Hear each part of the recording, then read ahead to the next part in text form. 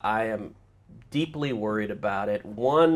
At one of the hearings I chaired, we had testimony from a guy named Dr. Epstein. Oh, yeah, I know about it. Yeah. And he's a psychologist, used to be the editor of Psychology Today. He's an academic. He's, by the way, not a conservative. He's a liberal Democrat who voted for Hillary Clinton and openly supported Hillary Clinton. And he did empirical research on Google's manipulative search outcomes. So it's interesting psychology. When you type in a search, the autocorrect, the auto-fill-in, not the autocorrect, but what automatically populates, makes a huge difference. And the first few stories that come up make a huge difference. And there was a dramatic differential between when you typed in Hillary Clinton, it would auto-populate good things. Yeah, all good things, yeah. When you typed in Donald Trump, it would auto-populate bad things. And the stories that would come up would be predominantly good stories for Hillary, predominantly bad stories for Trump. And what was interesting is Dr. Epstein did the study, and he concluded that in 2016, Google's deceptive search outcomes shifted 2.4 million votes to Hillary Clinton. And he said this as a Hillary Clinton supporter, but he was horrified, but he also projected, he said in 2015, he said big tech is getting worse, it's getting more aggressive, they could move as many as 15 million votes to the Democrats in 2020. And so I think it's a huge threat. Beck, I know your answer to this, but do you think these things should be fought on multiple fronts? Meaning there can be a more conservative answer, there can be a more libertarian answer that's more free market. I mean, that's why I started Locals. It was like, when I've had this disagreement with Tucker Carlson on his show where he wants the government to do it, and I said, well, I'm going to try the free market side. I don't have a problem with that argument because it's like, maybe we all have to hit it in different ways. Look, the Prager you guys that you work with, they got into a lawsuit with YouTube. Is Dennis's, or I don't want to speak for Dennis, but is the Prager you ethos like let's use the law to stop companies from doing something? Of course not, but we're all trying to navigate very murky waters. And isn't that the freest market of all, is to try all of these different solutions to the problem? You're not going to be able to take down this monstrous left-wing edifice with one little narrow pure solution.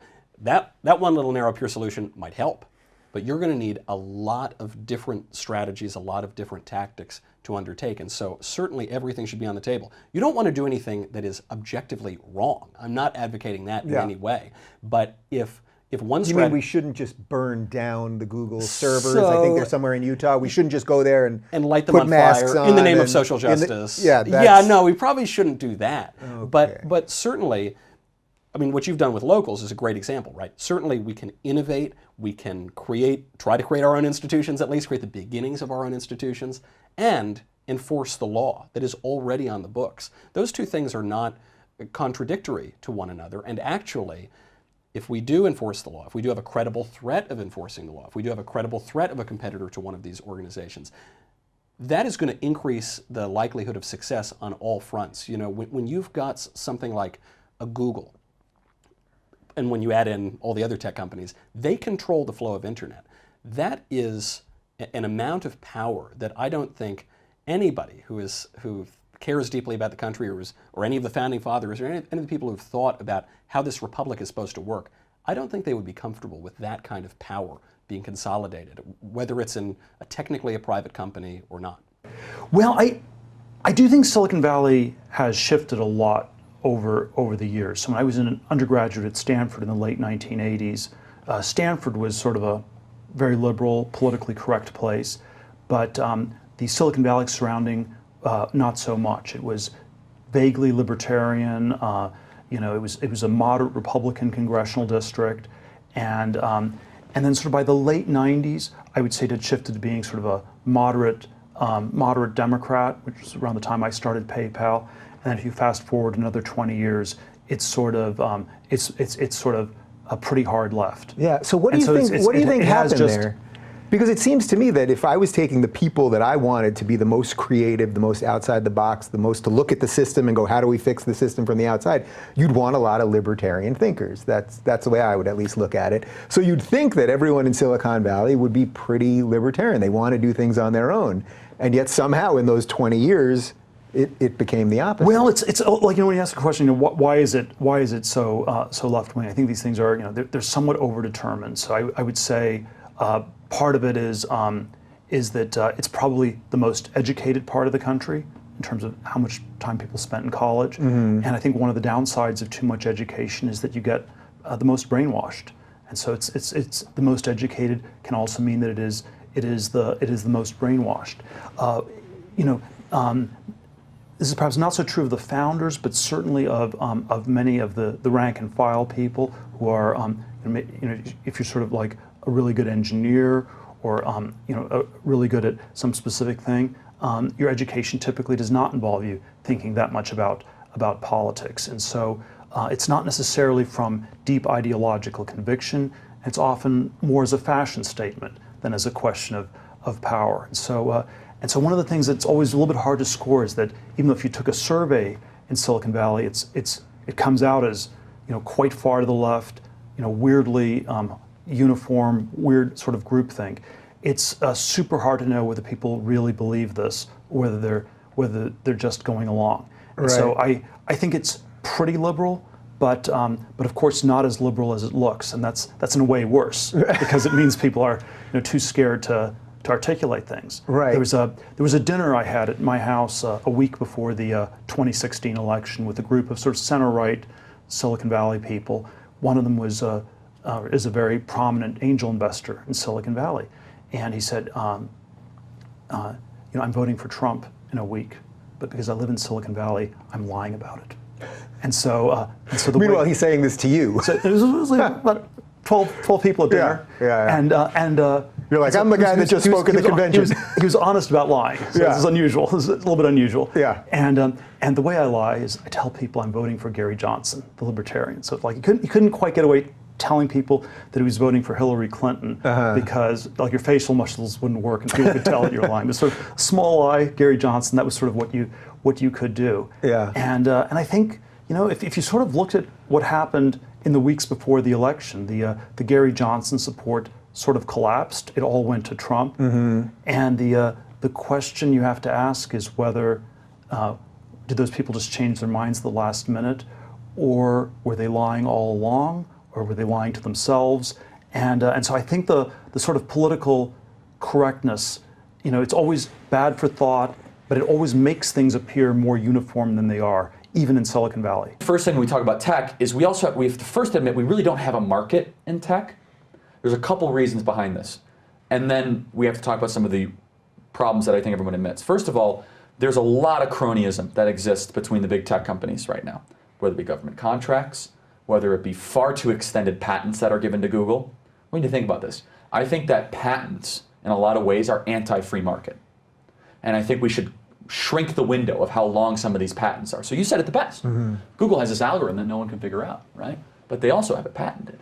And they have it patented for a very long time. And so if it were to be put off the patent market, well, it's also made public. And someone could compete against it. So that's an interesting thing to think about, that there could be that they're actually hiding behind some of the government favors that are given to them. Right, so it's a weird place to be, though, because you're sort of asking for government interference I'll get to that. with the hope of this back-end freedom. Well, so let's go to what we want. Yeah. I think I always tell our team at Turning Point USA every time, what does success look like? Well, Charlie, success looks like 1,400 high school kids in DC in August. Great. How do we get there? We work backwards to where we are today. Let's do that. Why not? Take me on this voyage. What does success look like? Fair, free, and open platforms where different ideas can express themselves. Multiple tech companies, not 4, but dozens of tech companies competing for our interests that are able to, have these ideas present. Hopefully, an improving product over time, and hopefully a search engine that doesn't have 92% of the market share. I don't think that's a healthy thing. I just don't. I think even 40% would be a lot. 92%. So that's where success would look like a disaggregation, let's call it that, or a decentralization. I think that's probably a fair, you'd agree with that, right? That would, and also you not having to battle YouTube nonstop and you not having to do all these things. You could actually focus on content creation. I have to ask you, Dave, how many hundreds of hours have you spent of wasted energy on this stuff? Oh, it's been, I have to fight them publicly constantly. Right. It's like, it's it not obsesses fun. You, right? Yeah, well, it's not fun. It's not that it's bad business because I'm putting cow content that I end up losing money on. In a weird way, there are times where I'm doing the producers. The more things that I make, the more money I lose. Yes. Which is not fun. But also, it's just publicly, it's not fun to have to attack your own platform. But okay, so far I'm with you on the ideas, but now where we're going to have our problem is here's the question. The functional part. The question is, so let's say we deregulate some of the patent stuff and all, but is it enough? And I'm at a place right now where Tucker Carlson said something really interesting to me, and it really stuck with me. He said, Charlie, I want you to think about this. Who is more powerful, the IRS or Google? And I immediately said the IRS, because that's what we conservatives believe. Like, we believe that government has uniform power, and I defended it, I thought, pretty well. Google doesn't have the power of audits, Google can't put you in prison, all these, IRS can do all those sorts of things, right? And IRS can wreck your business. And Tucker retorted with a really interesting thing. He said, well, but Google can't shut down your business. I said, yeah, I guess that's right. And I debated a little bit, and Google can manipulate entire society to believe something that might not be true. And we went through the whole litany of how powerful Google was, and I thought about it for months. And I think that's a really important thing that we conservatives do. We actually are always challenging our positions. I think that's what's so healthy about our movement. And it hit me about a month and a half ago when I had my laptop open and I had my Gmail account, watching YouTube, on my Google Calendar. Yeah. And I said, my goodness, they know everything about me. The IRS doesn't know crap. The IRS knows a couple bank statements, my taxes and my bank statements. That's a very small picture of my actual activity. And I thought to myself when I had this computer open, I said, what if one engineer in Google was flipping through Twitter and saw one of my tweets praising President Trump? And he said, screw this Charlie Kirk guy. And he goes to work tomorrow and he decides to look at everything about me. Do we know that's not happening? I think we can go on the assumption that it is happening, That's actually. really scary. That's more power than the NSA has. And by the way, we know that Google is so slanted in the wrong direction ideologically. We know they've shown regret for not doing enough in 2016. We know the political imbalance, their political contributions were over $1 million to Hillary Clinton and $0 to Donald Trump in 2016 as far as political contributions. They fired James Damore. So here's the question. Is there a place for the federal government to get engaged or involved, tinker on the edges, or do something to change the way that this is currently happening? What's interesting to me is that it's generally people on the left who are saying this, or on the right who are getting kind of throttled. But on the left, it's like, get them all off, ban them all, it's not the public square.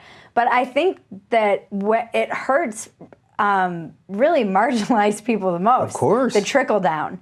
And so I don't know, to not consider it the public square is dangerous in some ways, because then you are really, it's like, but it's it's just so crazy to me. It's just, but it goes to show how you're not gay because you don't think the right way. Someone isn't black if they don't think the right way. It's the ideology. So if you have the right ideology, you'll be allowed in the public square. Well, that's not the public square. But it is weird with Facebook and all these places because as far as I'm concerned, just being that they're private companies, even if they were smart enough to create a public square, they still get to do what they want to do. Yeah. I don't know what else to say about that. That sucks. Do you think the ship has totally sailed with big tech, that we're basically just at the end of it now? Like, we all are on borrowed time there, basically? No, but I think that, at any time you have any industry, it's going to at first ossify into like 4 to 10, major establishments. It was the case in publishing. He had 6 companies. Is the case in music. He had a certain number of labels. But after a certain time, like in music, like in self-publishing and in the internet, they might have a disproportionate amount of impact on the market, but they're not going to have that monopoly control that we're seeing to some extent now. There's a very few people who are like completely driven off the internet. The rest, they're having issues with it. And the fact that you are creating a competitive advantage alternative to them really is an issue, because just if I'm not political, why would if I have to choose between Patreon and Locals, right? And they're both comparable in their advantages, but this has the disadvantage of I might lose my account overnight for some political reason, whereas here that's not going to be a concern, and I'm going to have a similar ability to attract audiences. Why wouldn't I go to this other one? because this is directly I mean, it's been a sort of through line of everything we've been talking about here, but it's also directly affected your channel, so the PragerU channel. You guys, and again, you're doing videos to explain things. I've watched many, many of your videos. Right. I'm in one next month. That's correct. I mean, so I've never seen any hatred. People could argue with some of the facts if they want, or Right. they could argue with maybe you're coming from a certain political persuasion or any of that, but I've never seen anything remotely close to hate speech or hatred right. or any of the stuff that would get you banned or whatever. You guys were, you Yes. weren't banned from Twitter, but you were Restricted list. restricted Yeah, in so they libraries. can't show it in schools or libraries. I mean, So what do you do? What do you? I mean, it's mind-blowing. We have a video on the origins of the Korean War. Yeah. Why is that restricted? Yeah.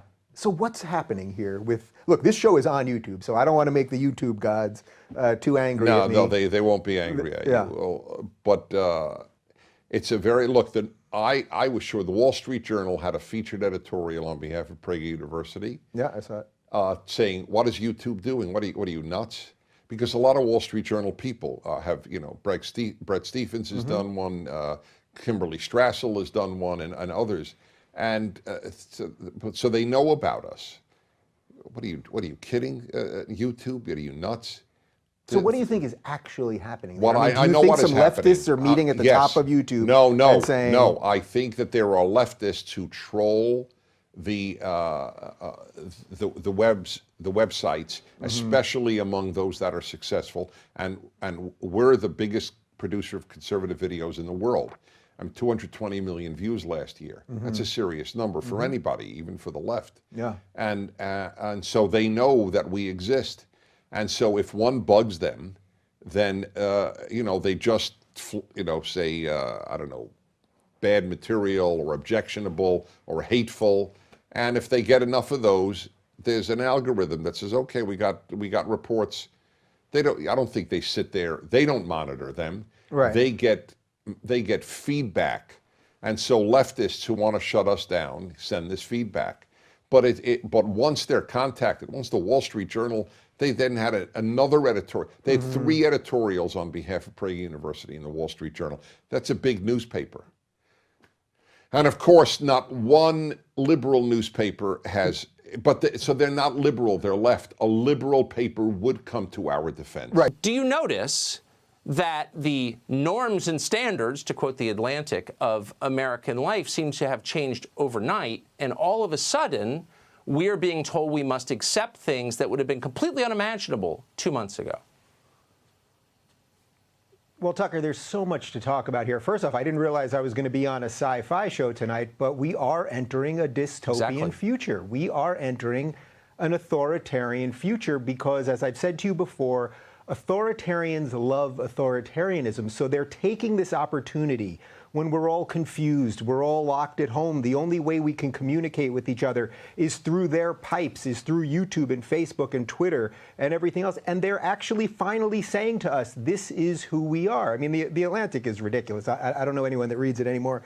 But the bigger issue here is the YouTube, Twitter, Facebook component of it, because we are now saying to them, or they're saying to us, we're going to tell you what's true. And if you dare go against what we say is true, not necessarily what is true, but what we say is true, then we're going to boot you. So of course, the other part of this is that it will always only be one side that gets booted here. I mean, is Facebook running around and is Twitter and YouTube running around? Are they taking away all the Russian collusion videos that were up over the past couple of years? I'm pretty sure MSNBC has a YouTube channel that still has videos on it. I mean, that was pushing lies and misinformation and propaganda. So we need to debate these things. If I was to interview these 2 doctors that you showed the video of, would my channel be deleted? Am I not allowed to talk about that? Is that not what science and open inquiry really is about, that you test theories and then you find out what actually is true? And as you pointed out, and this may be the most important part, it's not as if the WHO is infallible. They were literally just a few weeks ago telling us not to wear masks. Now, by law, I tried to go to CVS yesterday, and I wasn't going to wear a mask. I was just going to run in and out, and it said in the front of the store, it said, by law, you have to wear a mask. So it's not as if these people have some total stranglehold on truth that the rest of us have to bow to unless they force us to. And unfortunately, big tech has got us now more than ever because we're all trapped at home, and it's the only way we can communicate. So no one in science has a monopoly on the truth. Science, in fact, is a rejection of the idea that there is a monopoly on truth. It's the endless search for what we can prove. That's what science is. This has nothing to do with it. You introduced as a hypothetical the notion that you could be deleted your channel for hosting this video. I'm not sure that is hypothetical anymore, and my question is very simple. How long before they come for you? You just wrote a book called Don't Burn This Book. How long before they come for the show? Sincere questions. Yeah, well, at some level, I don't want to think about it, but Tucker, you've written a couple books, and you know that the publishing process takes quite some time. So I finished this book back in July, but I'm very proud that the ideas that I present in Don't Burn This Book are more relevant now than they even were then, because I talk about big tech, I talk about fake news, all of the things that we're constantly talking about. And am I worried? Yeah, I'm worried. I mean, look, everyone should be worried. Everyone should be worried. This is why I started Locals.com, my tech company, because I think we need digital homes. Anyone that's online and you think that YouTube or Facebook or Twitter is there to protect you, you're the product. I mean, these things are free, except free, meaning they just took your soul in exchange for it. We should own our data. You should own your own content. We need to start rethinking everything. I mean, I think this is why I'm actually quite enthused about the world right now, as depressing and upsetting as some of the news is. There's a new world coming on the horizon, and I think a lot of people are rethinking the way they look at the world, the way, do you want to commute? Do you want to live in a big city? Do you want to be so reliant on the institutions and systems that we've always been reliant on? So I think we have to rethink things. And you know what, Tucker, this is still America for a little while, and I believe in old-fashioned hard work and competition and ingenuity, and I think that's what will fix this. But yeah, we got a big battle to fight in front of us. Government is about to become, unless it marries into it, pretty inconsequential, because it will never be able to keep up with technology. So is that the saving grace here? No. not that I was going to give Google a lot of The left is concentrating their power in Silicon Valley, and that's where you can really silence people. The guy who wrote IBM and the Holocaust, gosh, I can't remember his name. Really brilliant guy, well thought out. We were talking, and talking about how the Germans, how they silence people and how they cordon people off and then just get smaller and smaller groups. And then they eventually put you behind a wall in a ghetto. Well, they would build the wall higher and higher so people couldn't hear or see. Isn't that what Google and Facebook are doing? We're building digital ghettos. We have the ability now. You can speak all you want, Dave, but I'm changing the algorithm and you're not going to be heard. I mean, you look at what the deal with Facebook was. I promote them. I give them my 10 million listeners, and I say, hey, you can find me at Facebook. Let's communicate. Then they take those listeners that said, I want to hear from him. Yeah. And then they change the algorithm, and I can't communicate to my own people. Yeah, and we know this is happening across the board. You probably saw my insane tweet thread about I just started retweeting all of these people, real people, not Russian bots and avatars. I was taking purposely real people with real names, with real pictures, and they're all saying they're unsubscribed. There were people who pay. It wasn't just the free people. It was the people who pay for YouTube Red or YouTube TV, still getting unsubscribed. And it's like, what did we all sign up for here? But dare I do you like the biblical analogies, I'll do one here. There was David versus Goliath, and I think Dave can take down Google. This Dave. I think there's a chance. I mean, I think that story, I'm being slightly hyperbolic, obviously, but I think that these things have become so big. I mean, this, I guess, is what the essence of the story was, right?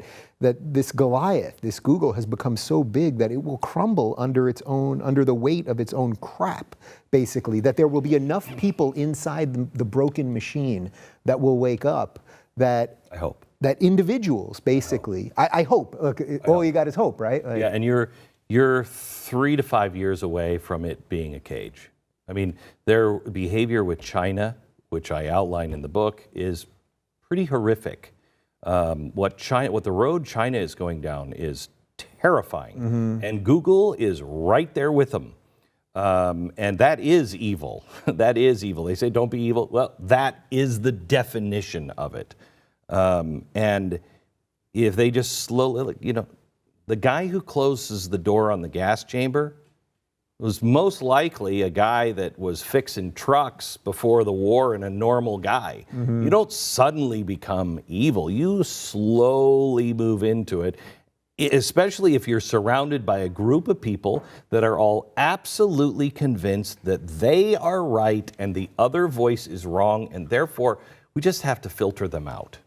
With AI and the way they are gobbling, it's really disturbing. The reason I always do this is because this is the only course of, I don't like doing it, but it's the only course of action we have. And this is then where I think some of the lefties would say, and now some of the Trump people would say, government regulation. They own all the pipes, they own all the information. So I'll say this. Yeah.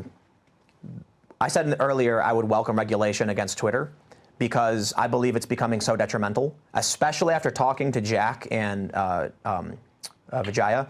That really tells you how the conversation went. Well, they looked me in the eyes and said, we are going to do what we think is right. We are an unelected, listen, Twitter is an unelected council of the uber elite millionaires who are dictating what people can or can't say on one of the most important public platforms in our country, in the world.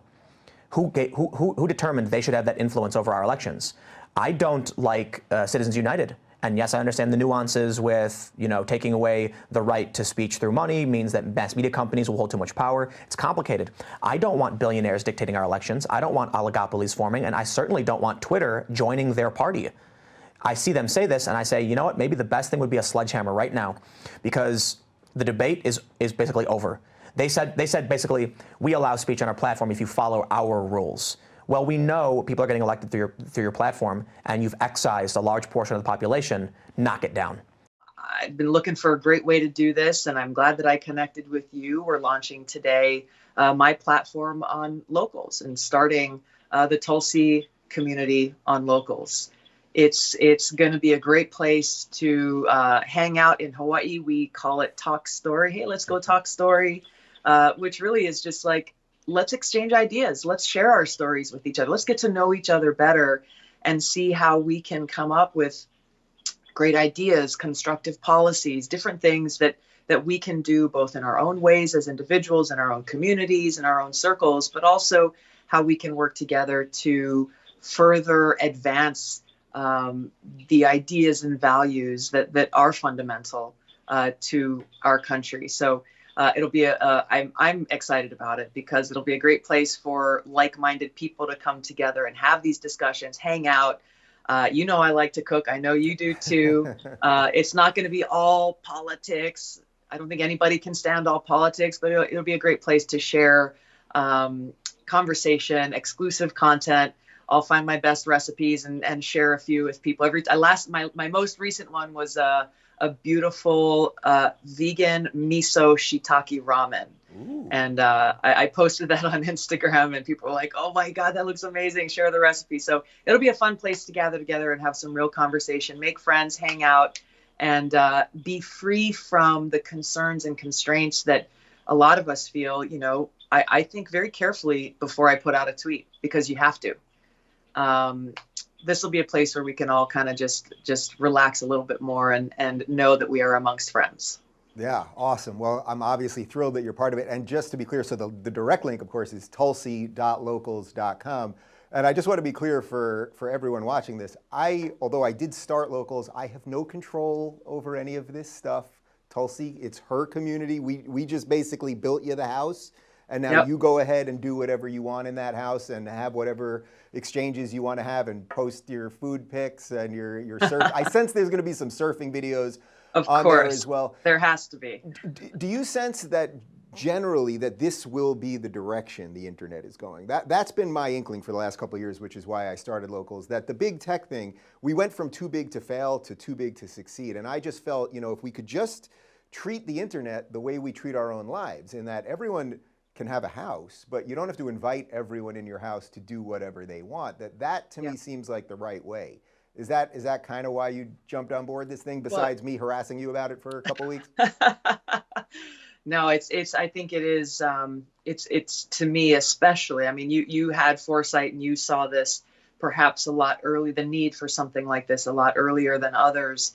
But I think the events of this last week, like you have been having a ton of conversations with people who are really thinking about how we can break through and make sure that we have these not just alternatives, but really new platforms that encourage, independent thinking and freedom of thought, freedom of speech. Like, who knew that such ideas would be cutting edge in the world that we happen to be living in today, and something that we actively have to create platforms for. If you're looking for more honest and thoughtful conversations about tech instead of nonstop yelling, check out our tech playlist. And if you want to watch full interviews on a variety of topics, check out our full episode playlist. They're right over here. And to get notified of all future videos, be sure to subscribe and click the notification bell.